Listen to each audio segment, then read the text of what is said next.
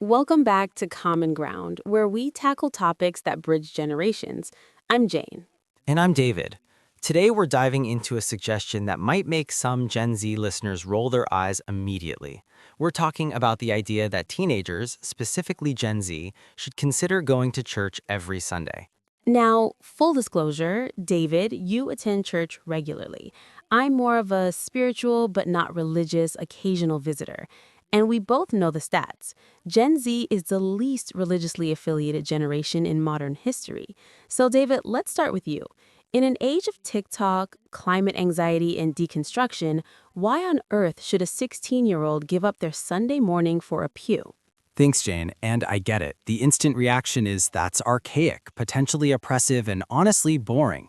But I'm not talking about forced attendance or guilt tripping. I'm suggesting it as a radical, countercultural act of self-care and community building. First and foremost, I think it provides a weekly mental and emotional reset. A reset? Explain. Yeah, Gen Z is the most stressed, anxious, and digitally hyper-connected generation. Their week is a nonstop stream of academic pressure, social media performance, and global doom scrolling. Sunday morning, at its best, is a dedicated 60 to 90-minute palate cleanser. It's a space to step out of the algorithm, to be present, to sing, to sit in silence, to think about something bigger than your to-do list or your Instagram likes. It's a forced pause button the world doesn't offer them anywhere else. Okay, I see that. But couldn't they just get that from a mindfulness app or a hike in nature? Absolutely, and those are great, but that leads to my second point. Tangible, multi-generational community. We hear constantly about the loneliness epidemic. Teens are connected to hundreds of friends online, but often lack a true, non-transactional village. Church, when it's healthy, is a place where an 80-year-old knows your name, where a family with young kids might ask you to babysit, where you're seen as more than a student or a consumer.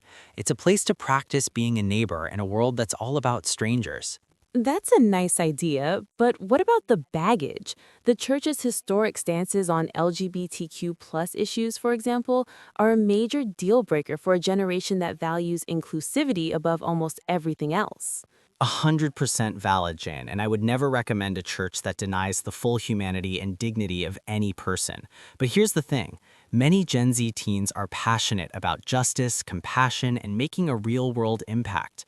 Many local churches are the operational hubs for the most direct community service in a town, running food pantries, homeless shelters, addiction support, environmental cleanups.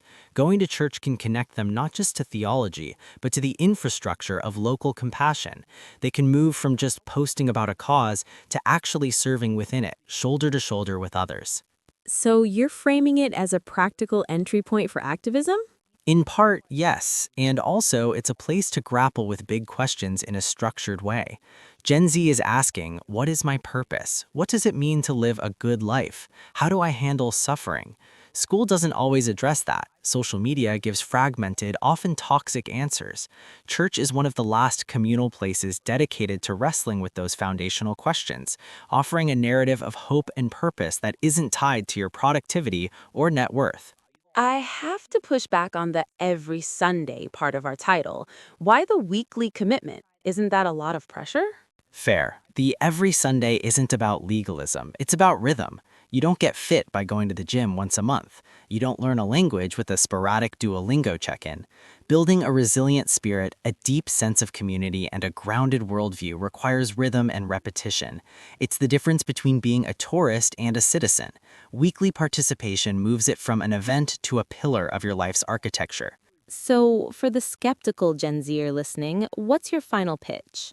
I'd say give it a 6-week experiment. Shop around. Find a church that talks about love and justice in the same breath, that has people your age, that welcomes questions. Go not just for the show, but stay for the coffee hour. Talk to the old lady with the crazy hats. Ask the hard questions. See if that weekly reset, that unexpected community, and that space to think about life's depth changes anything for you. What do you have to lose besides some sleep? And I'd add, from my more skeptical corner, take what serves you. If the community and the call to service resonate, hold on to that.